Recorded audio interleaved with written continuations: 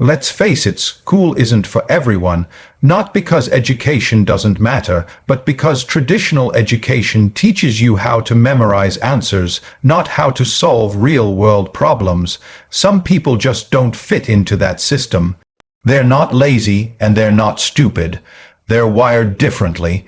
They think with their hands, their gut, their instinct, and they find out very quickly that the classroom doesn't reward creativity, risk-taking, or independence. It rewards obedience. So what happens when someone like that leaves school with nothing but doubt in their pockets? They do what everyone expects. Pick up whatever job they can find, earn minimum wage, and hope for a lucky break. That's the script society hands out, but not everyone follows it. Some people get sick of watching others write the rules. They start learning outside the classroom. They start reading the world, not just textbooks. They work long hours not to survive but to study, not school subjects but people, markets, money, and mindset. They don't complain about the system, they just find a way around it. It starts small. One odd job here, a basic product sold there, a bit of money saved, not to spend but to invest. At first, no one notices. The paycheck still looks average, the hours are still long. Friends and family might even laugh. Why not just get a proper job? They'll say, but what they don't see is the foundation being laid, the skills being built, the mindset shifting, because the truth is, you don't need a diploma to win in life. You need discipline. You need self-awareness. You need to recognize that working 40 years just to retire at 65 with a gold watch is not a dream. It's a trap for people who never learned how to build their own thing. The school dropout starts a business, not with a loan from the bank, but with the savings from months of tight budgeting. They make mistakes. Plenty of them. They get scammed. They lose money. They trust the wrong people. But instead of quitting, they get smarter. They read contracts. They study marketing. They negotiate deals. Every failure becomes a lesson. Every setback, fuel. They learn how to turn time into money. Not just by working hours, but by creating value. They learn the power of ownership, of equity, of building something that pays you even when you're asleep. And slowly, people start to notice. The old mates who laughed start asking for advice. The family that doubted starts to come around.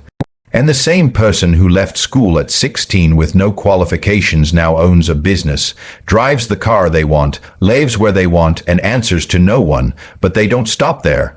Because once you escape the 9-to-5 trap, you don't just want freedom for yourself, you want it for others too. So you start teaching, not in a classroom, not with a whiteboard, but with proof, with results, with a story that says, you don't need to be born rich, go to the best schools, or have connections to succeed. You just need relentless focus, smart choices, and a refusal to quit. This story isn't about luck, it's about leverage, about turning what little you have into something more, about using rejection as motivation, not misery. The school dropout who became a millionaire didn't find a shortcut.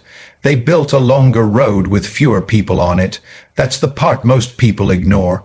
They see the success, the money, the lifestyle, but they don't see the nights spent working while everyone else was out. They don't see the early mornings, the failed launches, the anxiety, the doubt, but it was all there, and it was all necessary. The world is full of people with degrees and no direction, qualifications but no courage. Titles but no time, because school teaches you how to pass tests. But life tests you without warning, without multiple choice, and with real consequences. And the people who win are the ones who take control of their own education, their own growth, and their own outcomes. That's why dropping out isn't the end, it's the beginning, if you're willing to bet on yourself. Because at the end of the day, it's not about how you start. It's about whether you're willing to keep going when no one claps, no one believes, and no one sees the vision but you. That's what separates the ones who stay stuck from the ones who rise. Some people talk about business from behind a desk. They've read the books, watched the TED Talks, memorized the buzzwords, But when it comes to actually building something, they've never taken a real risk. Then there are the ones who get their hands dirty. They don't sit around waiting for a perfect opportunity. They create one, not with theory, but with action. That's the difference between textbook entrepreneurs and hands-on ones. One group dreams about business, the other builds it. A hands-on entrepreneur starts small and starts now. There's no waiting for the stars to align. No waiting for a fancy office, the perfect logo, or a big investor. They figure out what people need and they start delivering it, even if it's messy, even if it's not perfect, because they know that momentum beats perfection every single time. The first business isn't glamorous. It's not Silicon Valley, it's not viral, it's usually built from the ground up with sweat, grit, and persistence. Maybe it starts in a garage or a spare bedroom or from a second-hand laptop, but it's built with care. Every decision is made with personal risk involved. Every sale matters. Every failure stings, and that's exactly what makes it valuable. Because when you've built a business from scratch with your own two hands, you understand things most experts never will. You've talked to the customers, you've made the phone calls, you've packed the boxes, you've chased late invoices, you've been up at 2 a.m. Googling how to fix a website glitch or reworking a budget that doesn't add up. That kind of experience becomes your greatest teacher. You learn how to spot bad deals, you learn how to negotiate, you learn how to hire slow and fire fast, you learn that money coming in doesn't mean money staying in.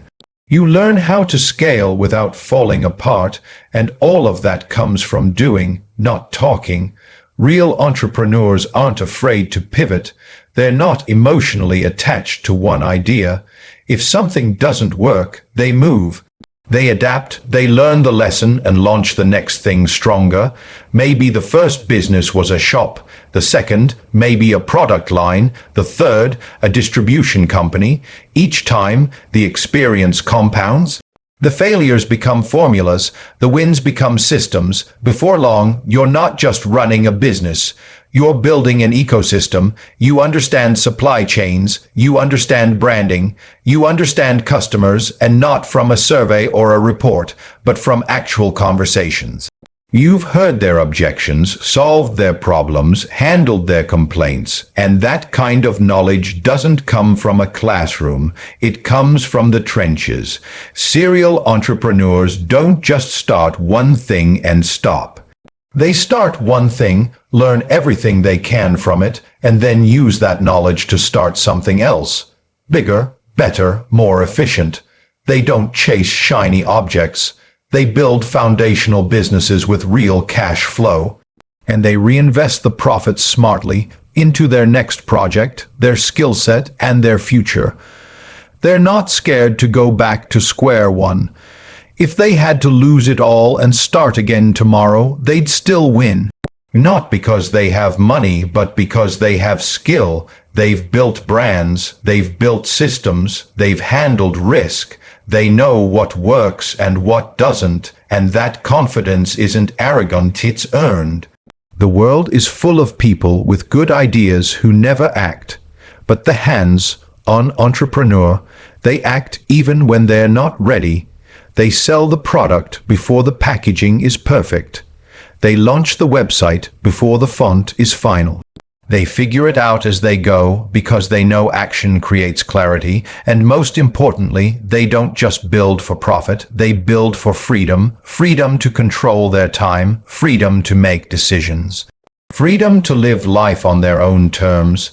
They understand that entrepreneurship isn't just about making money, it's about making choices, so they keep building, they keep testing, they keep growing, not for the applause, but for the challenge. Because business is never really finished, there's always a new level, a new product, a new opportunity to explore. And when you've built success from your own effort, when you've lived through the hard years and learned through the real losses, you start to understand that no degree, no title, and no course can compete with what you've lived through and worked for in the world we live in today. Influence isn't limited to TV or big corporate media anymore. One smartphone, one camera, and one clear message can reach millions, but it's not about being flashy or viral. It's about being valuable. People don't follow noise. They follow knowledge, and when someone combines experience with clarity and consistency, the internet pays attention. That's the power of real online influence, not just having followers, but actually leading them somewhere that matters. And the people who succeed in this space aren't the loudest or the flashiest. They're the ones who simplify the complicated, who cut through the nonsense, and who give people tools they can actually use. Financial education has always been one of those subjects that people avoid. Schools rarely teach it, most families don't talk about it, and traditional institutions like to keep the average person in the dark because it keeps them dependent. So when someone starts breaking down money, investing, side hustles, and wealth, building strategies in plain language, it stands out.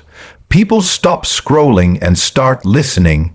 And when the advice is coming from someone who's actually done it, not someone reading from a script, but someone who's built businesses, made investments, and navigated real financial wins and losses, that voice carries more weight. It's not theory, it's not opinion, it's experience speaking directly to people who have been stuck, misled, or just never taught how money really works. Online influence is a tool, not a trophy. It's not about being famous. It's about being useful. Posting flashy cars and motivational quotes doesn't change lives. Breaking down compound interest, showing someone how to start a side hustle, explaining how to read a stock chart, or revealing the truth about debt traps, that changes lives. That builds trust, that creates momentum, and the best part, you don't need to pretend to be someone else. In fact, the more authentic you are, the more people relate to you. When you talk like a normal person, not a financial advisor in a suit with jargon, but just a real person who knows how the game works and wants others to win too, people listen. They respect honesty. They respect humility. They respect someone who doesn't sugarcoat the process but shows them the map. The rise of platforms like YouTube, TikTok, and Instagram has made it easier than ever to reach people with real, actionable knowledge. But the key isn't just going viral. It's showing up every day with consistent value. One video doesn't build trust. One post doesn't build a brand. It's the long game. It's teaching week after week, even when the views are low, even when the comments are negative, even when the algorithm doesn't play fair. What separates the educators from the entertainers is depth. An entertainer gives you a quick hit of dopamine. A real financial educator gives you something that sticks with you for years. Something that makes you change your habits, your mindset, your bank account. They teach you to think differently, to act differently, to stop living paycheck to paycheck and start building towards something that actually matters. It's not about telling people what to do, it's about showing them how to think for themselves. That's the mark of a real teacher. They don't hand out fish. They teach you how to catch your own, clean it, sell it, and reinvest the profits. They don't just want you to have more money, they want you to have more options. When someone uses their platform to break generational patterns, to help young people avoid debt traps, to teach them how to invest early, how to budget, how to create value instead of just consume it, that's not just influence. That's impact. That's changing the direction of entire families, one viewer at a time, and it's not just for show. It's backed by transparency. They show what they earn. They explain how they earn it. They open up about mistakes, about poor decisions, about lessons learned the hard way. That's why people trust them, because they're not preaching from a pedestal, they're reaching out from experience. And when someone sees that and thinks, if they can do it, maybe I can too, that's when real change begins. So financial education, when done right, becomes a mission. The internet becomes the classroom. The audience becomes the students, and influence becomes a responsibility to lead with truth, to speak with clarity, and to make sure people walk away smarter, sharper, and more confident than they were before they clicked play. There's a lot of noise out there right now. Social media is flooded with people promising overnight success. 7. Figure businesses in 30 days, passive income while you sleep, and crypto moonshots that'll make you rich by next Tuesday. It sounds exciting. It feels tempting, but for most people, it's nothing more than a distraction dressed up as opportunity. The truth is, real wealth isn't built in a flash. It's built brick by brick, habit by habit, choice by choice. And if that sounds boring to you, then maybe you've been sold a lie. Wealth doesn't come with hype. It comes with discipline, patience, and the ability to delay gratification when everyone else is chasing fast dopamine. The reason most people stay stuck financially isn't because they don't have a good idea or work ethic. It's because they're constantly chasing shortcuts. They buy into hype. They jump from one opportunity to another, never sticking with anything long enough to see results. They expect instant returns on part-time effort, but wealth doesn't work like that. Wealth rewards those who understand that time is a multiplier. The earlier you start, the more powerful your growth becomes, not because you're working harder, but because you're working smarter and, more importantly, consistently. The ones who actually build wealth, sustainable, generational, independent wealth, are the ones who don't fall for flashy nonsense. They don't need to show off. They don't need to flex. They just keep stacking wins while the rest of the world is chasing likes. Realistic wealth building starts with simple foundations: budgeting, saving, investing, learning how to live below your means, understanding how compound interest works, knowing how to manage debt, and being smart about where you put your time and your money. You don't need to invent the next Facebook or flip 10 properties at once. You don't need to start a tech company with investors. What you need is a solid plan, good habits, and the ability to execute when motivation fades. Start with learning how money works. Most people don't actually understand this. They know how to earn money, but they don't know how to keep it. They spend as fast as they make it. They increase their lifestyle instead of their assets. They take on bad debt for things that lose value the second they buy them. Meanwhile, the quiet wealth builders, they play the long game. They don't upgrade their lifestyle every time their income rises. They invest the difference. They buy assets that pay them back.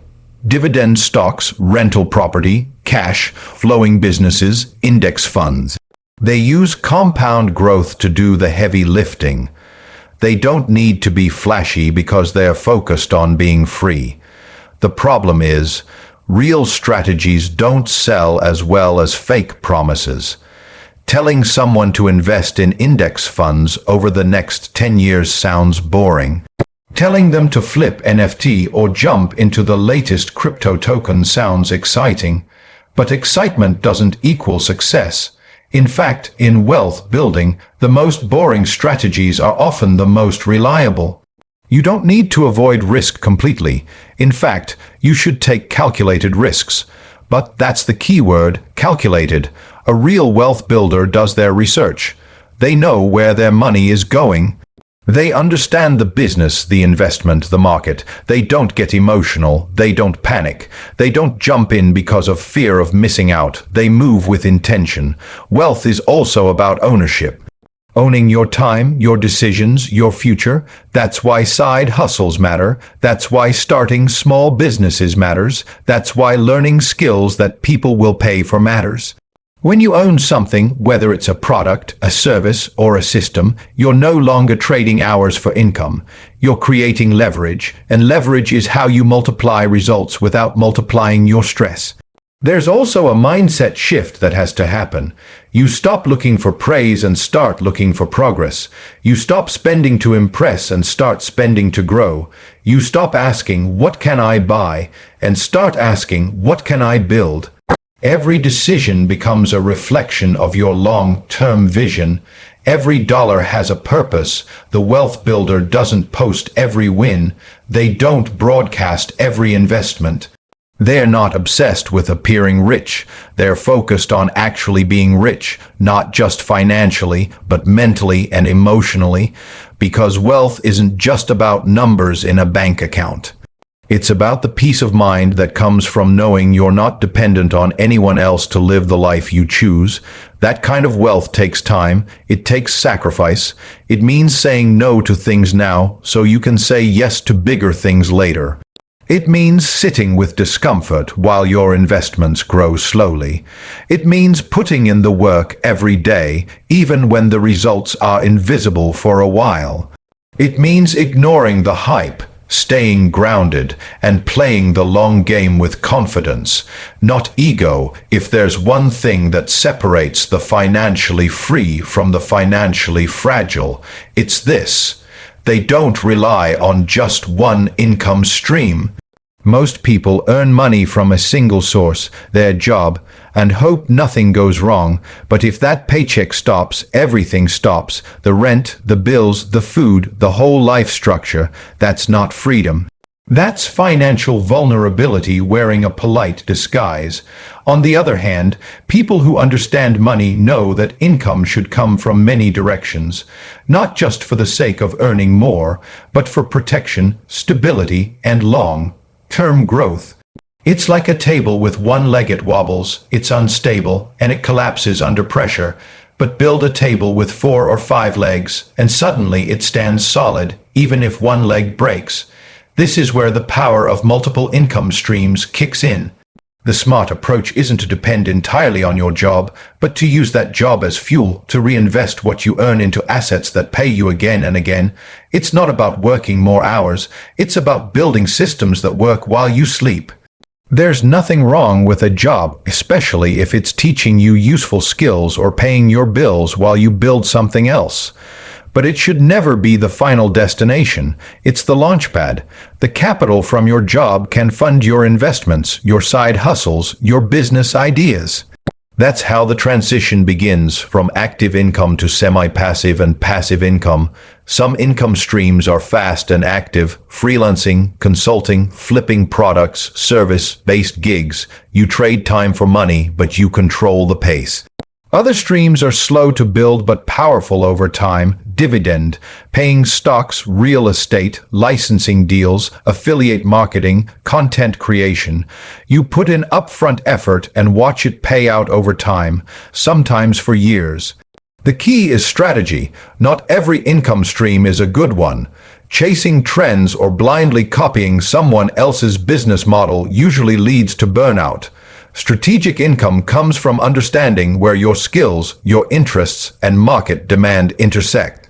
If you can create value that people will happily pay for, you're in business. Let's say you've got a steady 9 to 5. That's your first stream. Good. Now you start a side hustle, maybe tutoring, web design, eBay reselling, or digital products. That's 2. You take a percentage of that income and invest it into a broad index fund or dividend stocks. That's 3. You decide to buy a small rental property or get into real estate investment trusts. That's 4. Then you build a YouTube channel or a blog that earns ad revenue or affiliate commissions. That's 5. None of this happens overnight, but step by step, the picture starts to change. Each stream adds security. If one dries up, the others keep flowing. You stop being at the mercy of one employer, one paycheck, one economy. That's how real freedom begins, not with a lottery win or a lucky break, but with intentional income diversification.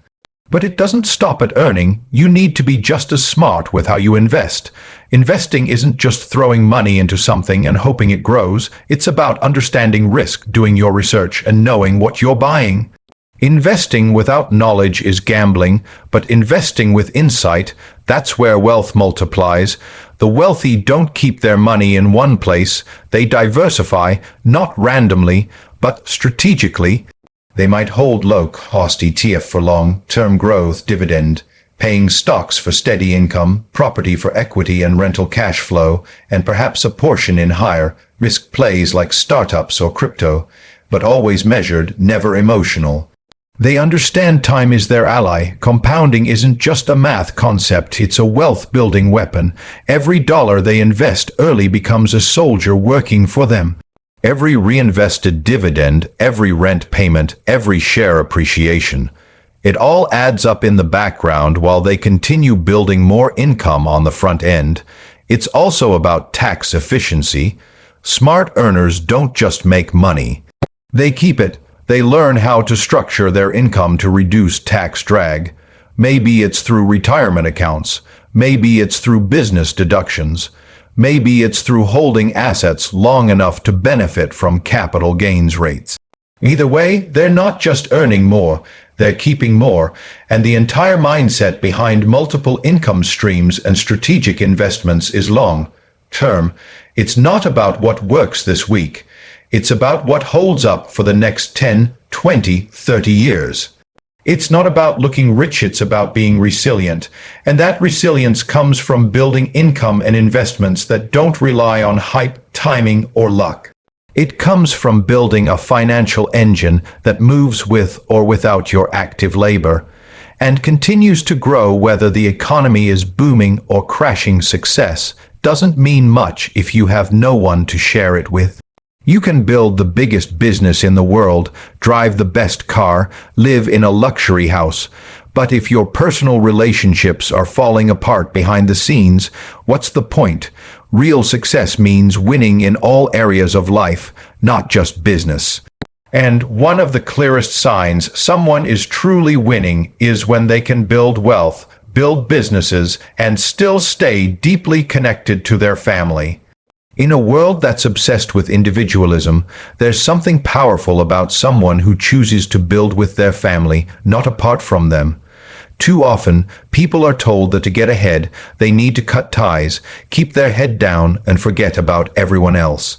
But the people who last, the ones who aren't just chasing money but building legacy, understand that their success means more when it lifts others up too.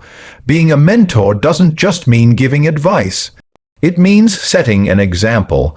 It means living the values you talk about. And when your kids, your spouse, or your close circle see you practicing what you preach, not just online but behind closed doors, that's when the real influence begins. That's when respect is earned. The greatest lessons aren't taught through lectures, they're taught through behavior. When your children watch you save instead of splurge, invest instead of waste, work through problems instead of running from them, they absorb those habits. They grow up understanding the value of time, the power of discipline, and the importance of building something that lasts. For many, success becomes a lonely road because they leave their loved ones behind in the process.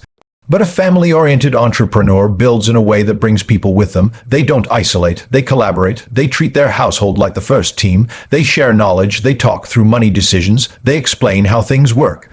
Not because they're trying to impress anyone, but because they want the people around them to rise too. It takes patience, it takes emotional intelligence, and it takes the willingness to slow down sometimes, explain things, listen, and guide. But that's what being a mentor is all about, not just pushing people to move faster, but helping them move better. Family first doesn't mean business second. It means you build a business that supports your life, not the other way around. You choose your schedule, your goals, your strategies in a way that makes room for family dinners, life events, and quality time. It's not about balance, because sometimes business needs you more, and other times family does. It's about alignment, making sure your success doesn't cost you your relationships, and this kind of role model doesn't limit their mentorship to just their own children. They use their voice to mentor anyone who needs it, especially the young generation that's hungry for direction but flooded with mixed messages. When someone stands up and speaks the truth about hard work, money, respect, and responsibility, people pay attention, especially when it's coming from someone who's actually lived it. Not someone reading from a script, but someone who's made the sacrifices, taken the hits, and figured it out through real-world experience. It's not about being perfect. No real role model pretends to have it all together. In fact, the best mentors are the ones who are transparent about their failures. They talk about what went wrong, what they learned, and how they fixed it. That kind of honesty builds trust. It makes the message relatable. It shows that success isn't about never falling. It's about learning how to get up better every time. Family-oriented leadership is often quieter than the flashy business world. It's not about viral moments or status. It's about consistency, reliability, and long-term thinking. It's about putting principles over popularity, and that's exactly why it works. Because while others are chasing trends, the family-first entrepreneur is building a legacy.